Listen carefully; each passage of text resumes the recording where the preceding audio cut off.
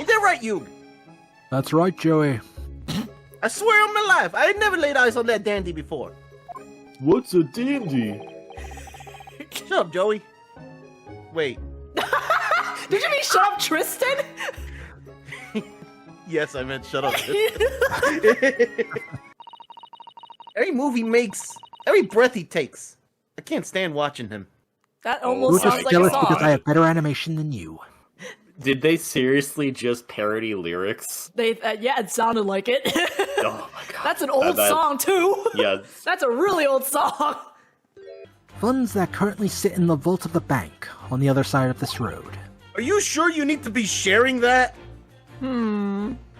Suddenly, Edgar Benedict is like, actually, what if I got a job at this location? Actually, like, hey, you hiring Windy Bank?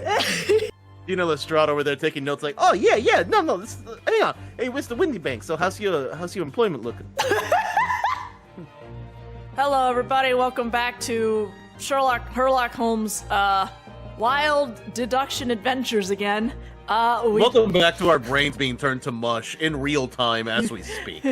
You agreed with him. Shut up. So You shut the hell up right now. So he's come to this conclusion that Mr. Eggert is just here to rob a bank. So yeah, that's clearly not it. So now we gotta go through that whole thing again. And no, let's not skip over the fact that he shared incredibly sensitive, top secret information that was entrusted to him by the police because he was bored. Hold up, was it actually entrusted to him, or did he just overhear it and just, you know?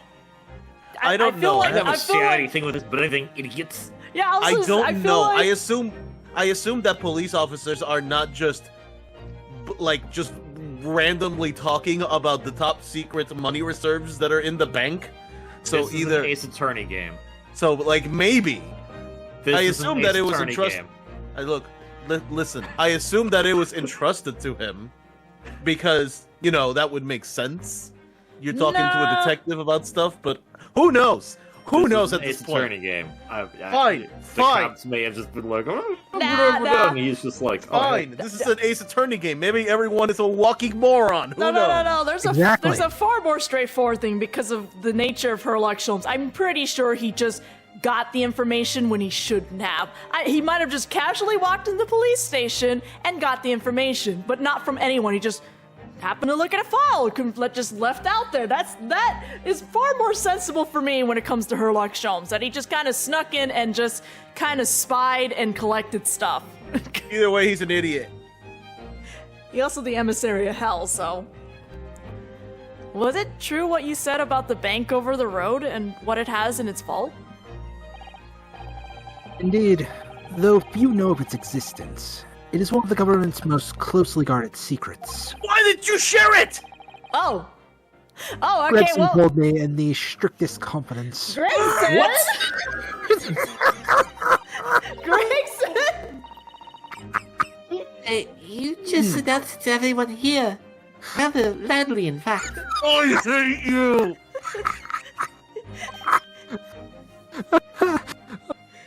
We died.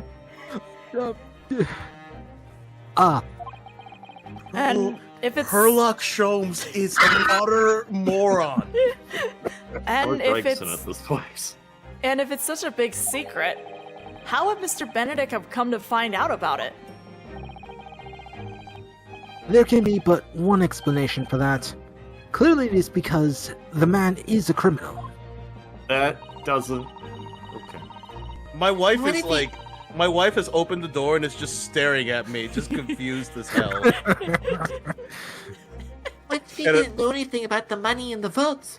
If he is a criminal, as you've said, then buying a brand new shovel is sure to be the first thing he does now that you've revealed the secret. Oh. Or if he doesn't, maybe Mr. Windybank will. He already has plenty of shovels here, after all. All my life, I assure you, I'm not so unscrupulous. Hey, so did anyone check on where Gina's at? Yeah, where's Gina? Well, hopefully this has taught you a valuable lesson. Sensitive information must be handled with the utmost of care. Sholmes! Please! One can never be sure that someone privy to secrets won't disclose them. And once the word is out, it's out. You don't say! Perhaps I'll think twice before confiding in you next time, Mr. Sholmes. An excellent idea, Mr. Naruhodo. An excellent idea. Somewhere out there, Gregson gonna Gregson kill is seeing, me. somewhere out there, Gregson is seeing red and he doesn't know why. My fish and chips are no longer bottomless. Sholmes! Well then, Mr. Naruhodo, you know what to do, I'm sure. Yes, let's listen to that great deduction again and see if we can massage it into shape. Must we? Yep. Very well then. Let us start once more from the beginning. Of Herlock Sholmes' magnificent logic and reasoning spectacular. I'll laugh if we cut to it and Egbert has left. Goodbye. Egbert just currently, right now, actively holding up the bank. First of all, we must ask ourselves on what business you ventured to this pawnbrokery today. You claim to have followed this pickpocket here, having had the redemption ticket stolen from you on the street. But that is most certainly a lie. The real truth is something quite different. As revealed by that which you hold in your hand. Yes, what brought you to the shop in the first place is the staff recruitment flyer. So, by Mr. Sholmes' reasoning, Mr. Benedict came here in order to apply for a job so he could dig down through the floor. Yes, in an attempt to tunnel into the sewers to gain access to the money in the vaults of the banks across the road. Say that 3 times fast. No. But he wouldn't get very far with a broken shovel, would he? No, I think it's fair to say his motives lie elsewhere. The question is where? What did bring Mr. Benedict here at this particular point in time? Alright, well, it's the flyer. Oh. Ah! Hello. Look at that doodle! Oh. Look at all the scribbled notes on the back of the flyer here. I don't believe it. What is it? Listen to what it says. Name, Gina Lestrade. Height, 5'2". Green cap, scruffy waistcoat, grubby white shirt, blue satchel, ragged. It's a detailed description of Miss Lestrade. Goodness. Yo, that's kind of creepy. There's even a sketch of her, hat and all. Although if he showed it to her, she'd fire that smoke grenade launcher in his face for sure. I don't know, it looks cute from here. Look, the details of this shop have been written down here too. Windy Banks Pawnbrokery, Baker Street. Redemption deadline, 15th April. Which is today's date. Why would Mr. Benedict have all that information scrawled on the back of that piece of paper? Good question. Let's present it. Suddenly I care.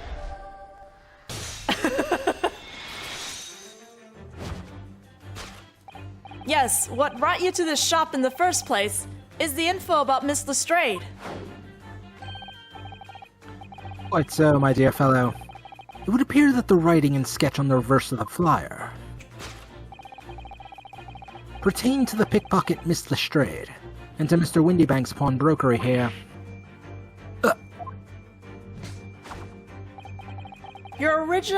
You originally told us that you had merely given chase after Miss Lestrade stole the redemption ticket from you. That, sir, is a thinly veiled lie. And there's Gina. And there goes Gina. It is the information on the back of the flyer that led you here today. By which I mean, here, to Windybank's Pawnbrokery, and today, the redemption deadline of that overcoat. You waited outside for the young girl matching the description you have written down to arrive. and you have gone to some lengths to hide the reason of your pursuit of Miss Lestrade.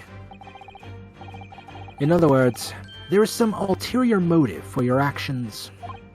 Wendy Bank going right now, like, okay, so this is why you installed all those weird lamps in here.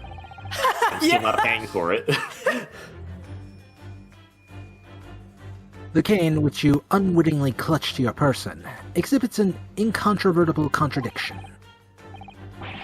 What are the rot? I've had this cane for years. The contradiction of which I speak is, of course, the missing Pharrell. I love that's your attention, Mr. Sholmes, and not the frickin' initials. What's a ferrule? It's the middle cap commonly found at the end of a cane, Miss Naruhodo. The bit that makes the nice clacking sound on the pavement? Yes, exactly. Scrooge McDuck is famously known for having one. And Mr. Sholmes is right. It appears to be missing on this cane. Don't think about it. But it doesn't actually look broken, does it? Well, no, it doesn't, and Scrooge McDuck is still alive in this time period. He's immortal, you know. Though the gentleman certainly did recoil when Mr. Sholmes identified the cane as suspicious. He is not immortal. He found the Fountain of Youth. In other words, there's some secret about the cane that Mr. Benedict would rather we don't know. Like his damn initials? I don't know. Look here, Mrs. Sato. There are some letters on the handle. Yes, those must be initials, I think. In the West, it's customary for people to engrave their belongings with the first letters of their names. So Herlock Sholmes would be HS, you mean? That's right. High school. And the initials on the cane are obviously... AG? Why does it feel as though that's not quite right? Good. Take that!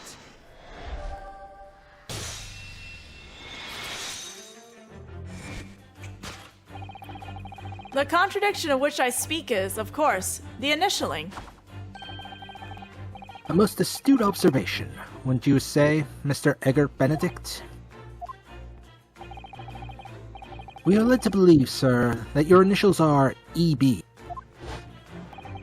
The owner of EB Toys? Anyway. I was gonna go for E.B. White's, the author of Charlotte's Web. Yet in a most possessive manner, you have in your grasp a cane bearing the initials AG. Hey, remember EB Games? That's what I was thinking of. Before everything turned into GameStop? Uh-huh. They were in malls and stuff? Mm-hmm. Remember when it was fun to go to a game store? I made myself sad now. An incontrovertible contradiction indeed, would you not agree? No, you're wrong. This cane isn't. Oh, now you're gonna say it's not yours? You said before that you had that cane for years. So don't try to tell us that you just borrowed it from a friend or found it in the park. In short, though you hold yourself to be a gentleman, you have withheld your true name. I can't believe Joseph and Jotaro are destroying Dio in real time. You recoil, sir. Is something wrong?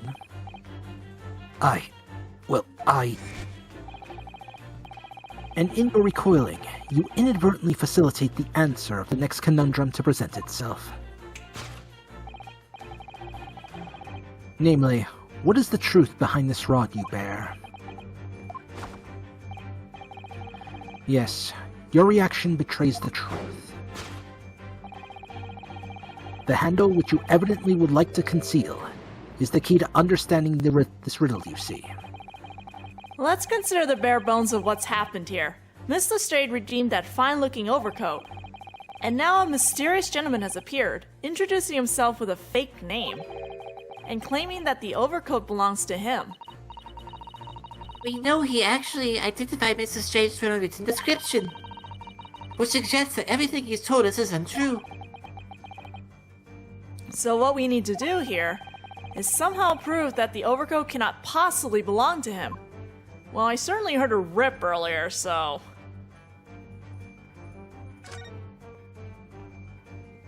Dude, you ruined it. Oh, the seam on the shoulder there is coming apart. Look. It's an ugly coat anyway, so it's fine. So It it looks is. good on Gina. It looked good on Gina. Do you know, a moment ago Mr. Benedict was surprised by something that was said. I thought I heard it make a rather strange noise. It sounded a bit like a tiny growl. But now I think it was probably the sound of the seam ripping open. If you look closely, it does seem to be a very tight fit. The sleeves are stretched to bursting, and he wouldn't have a hope of fastening it at the front. If he were to run around in it, I'm sure the whole thing would fall apart. Oh my god. Did it actually fit Gina, though? That I'd like to see. I mean, it seemed a little big on her, but yeah, at least it's not gonna tear it up. Sorry? So how can we make Mr. Benedict run around? She's really giving this some thought. I also like the zoomed in, to me, implies that he put this coat over his other coats. Well, what's he gonna do with the other coat, KV? Come on. Take it off. The split seam, which you evidently would like to conceal, is the key to understanding this riddle, you see? Yes, because the overcoat is rather obviously a poor fit. Having forced it over your broad shoulders, the seam is already breaking apart. My suspicions were aroused from the outset.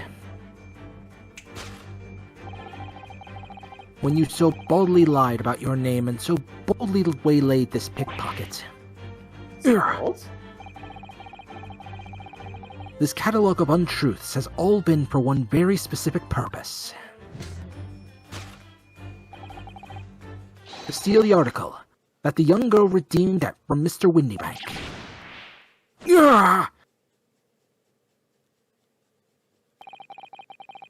But what really irks me is this. The considerable crime I initially imagined has been considerably curtailed. Jones, please. Hang on. Hang on. Is he mad that they're not actually gonna rob the bank? Yes. Shut up, Sholmes. This isn't exciting at all. Now, Mr. Mr. Benedict, let us continue. I have no part of this, sir. I apologize, my stand is affecting my own mind as well. I'll get that checked out, dude. For we must expose the details of this elaborate crime you have in the planning. This is utterly absurd. Didn't we just go through this? You suggest that I, a gentleman, designed a wheeze to filch some tawdry article of pawnage? Have you forgotten I redeemed the article in the proper manner, using the watchword? That could have been written on your note, though. God, doing two voices is straining me. Had I not been the one to deposit it in the first place, how could I possibly have known the relevant details? Complicated French word or something, I don't know. N'est-ce pas? N'est-ce pas? N'est-ce pas? N'est-ce pas? Oh, but the watchword can be discovered. As you are only too well aware, Mr. Benedict. Ah, and your furtive glance is more telling than I could have hoped. What? Let us consider how one might come to learn a secret watchword relating to the pawned property of another. The method is revealed by the council notice on the counter to which your eyes were inadvertently drawn. Oh, thank God, a water break. The direction of the section must change rather dramatically now, I think. Yes, no more talk of tunneling into the sewers. Which is a pity, because it all sounded rather exciting. Okay, so Sholmes isn't the only one. Anyway. You want to go into the sewers, Naruto? You want to get in there? No. You want to swim in the shit? Nope. You sure? Nope. Positive? I'm positive. All right. you can't deny that this mysterious gentleman did know the watchword. Yes, Professor. If you didn't know that word, Mr. Winniebank will never allow you to redeem the article. Or looking at it another way, if you did know that word, Mr. Winniebank would allow you to redeem the article whether it was yours or not. So the question is, could this gentleman have found the watchword out somehow? Well, it was somewhere on his desk, so let's, turn the... Oh my god, how do I... Whatever. I wanted to turn it, like, facing down, but I guess not. Look at this, Mrs. Sato. It appears to be a memo that Mr. Winniebank has given to himself. Let's see, what does it say? Oh, Professor. Sir! Hodo, I'm beginning to think that everyone who is in London is a bunch of idiots. Mr. Winniebank must make a note of the watchword his customers give him, right before their eyes. And in alarmingly clear script as well. Yeah, I don't know where to look. Who knows what other secrets I might see? Excuse me. Susato sometimes. No, let's steal. Susato other times. Nope, I'm a good girl. The method is revealed by the notelet on the counter, to which your eyes were inadvertently drawn. Yes, the broker here follows the same procedure whenever a customer comes to redeem an article. He asks the customer for the watchword and notes down the response uttered on a notelet he has to hand. Then he consults his ledger and confirms whether or not the watchword matches that of the article in question.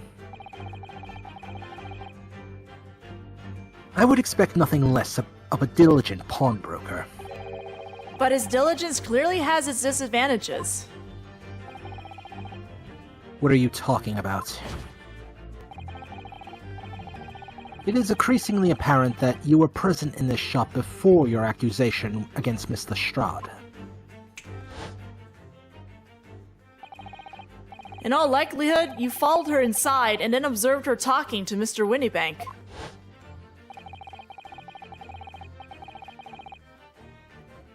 When a diligent broker may know of the watchword, as is his common practice. You observed him writing the word professor on the notelet besides the ledger.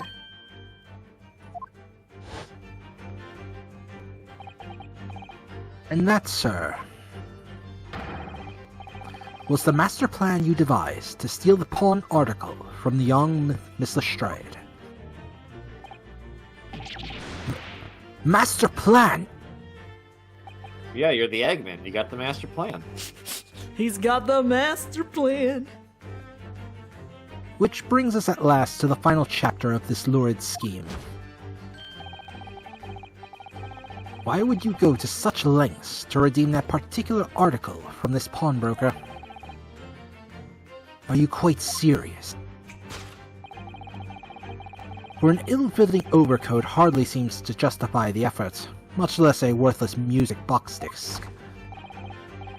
But naturally, you had very good reason to make them yours, didn't you, Mr. Benedict? I have no idea what you are talking about. Allow me to present a rather interesting piece of evidence. You see, this picture postcard tells us all we need to know. Pulls that out of nowhere, huh? The articles we're talking about are the overcoat and the music box disc that was in one of his pockets. Which, according to Mr. Winniebank, isn't even worth a penny. And yet this man went to such lengths to steal them. Why? I wonder if perhaps... We already have the evidence we need to explain it, Mr. Naruto. Could we... really? I better have a thorough look through all the evidence we've collected so far.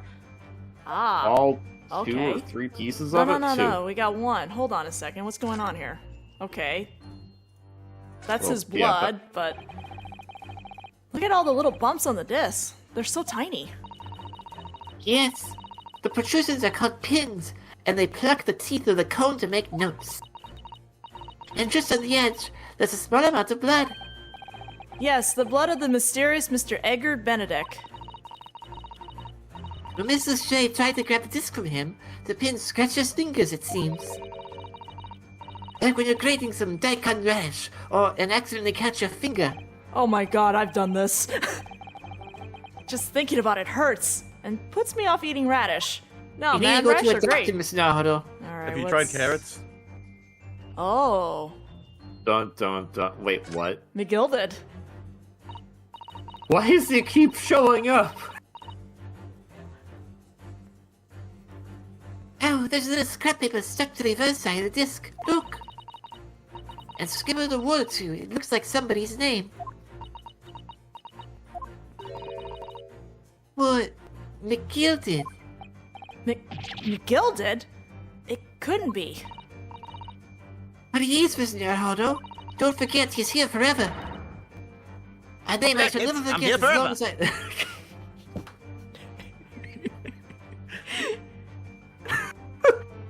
I... Did you miss me? Nope. I know I did. Nope. I might have killed KB. Yeah, okay.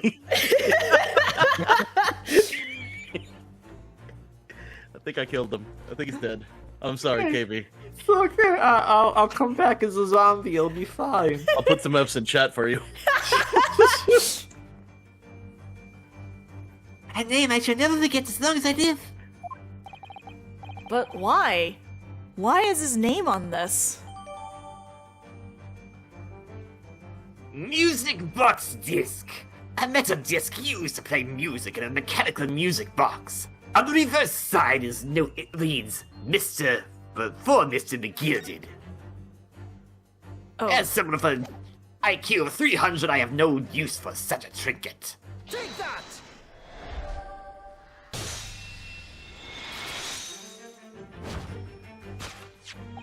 you see, this music box disc tells us all we need to know.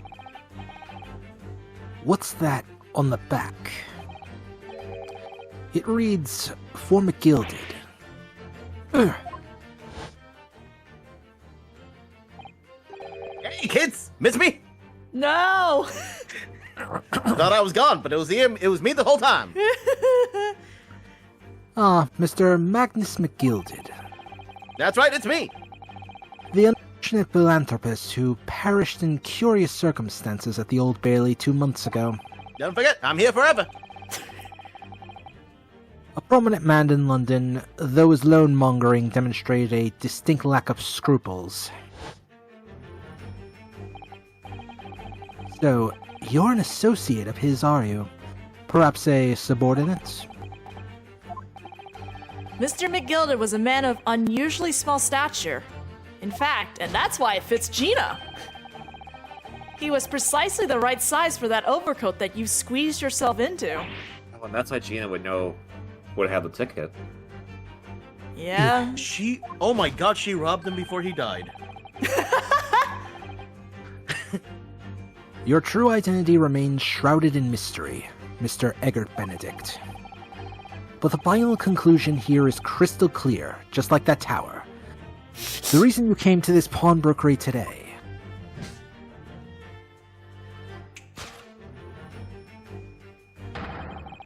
was to retrieve an article left behind by the late Magnus McGilded.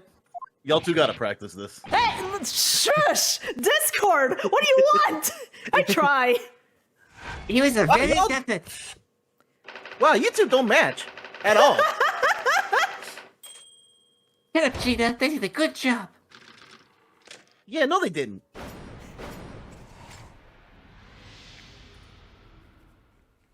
Oh.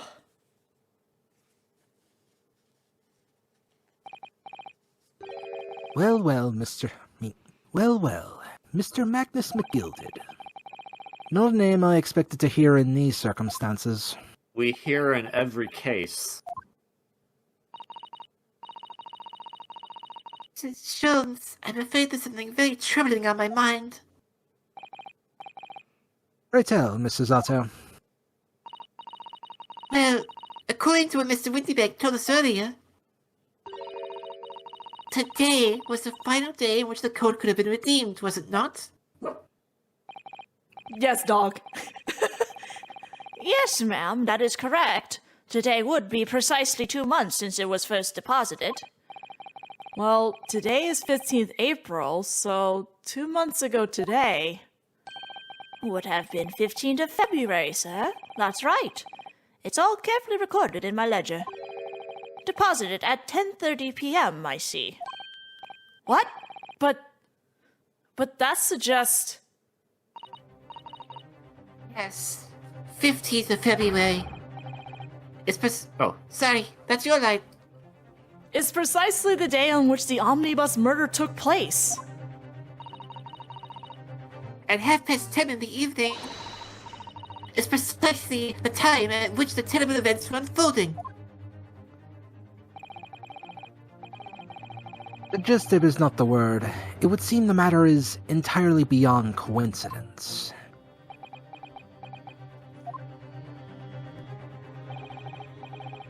You are, of course, at liberty to make whatever outlandish deductions you choose.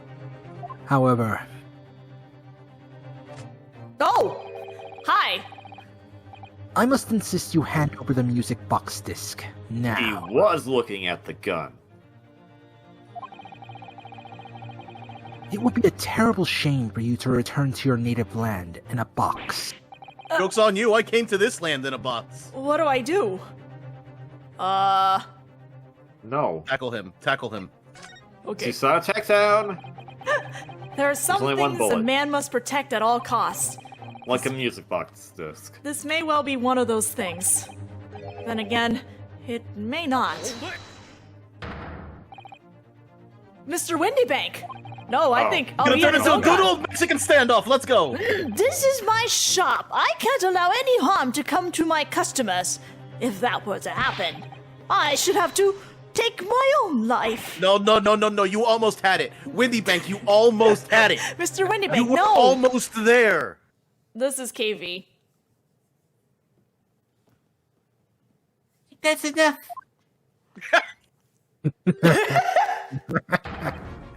Inspector Gregson! Inspector. I've been practicing on my Japanese, as I have. That's right, Sunshine. The alarm was raised on one of our dedicated emergency lines. So we got here as fast as we could. Now, what's all this about, eh? Man, that's a good question, isn't it? Why is McGildy back up on this thing? I don't know. We're gonna stop here and continue this in the next video. So, crisis slightly averted for now until the next video. We'll see you all then.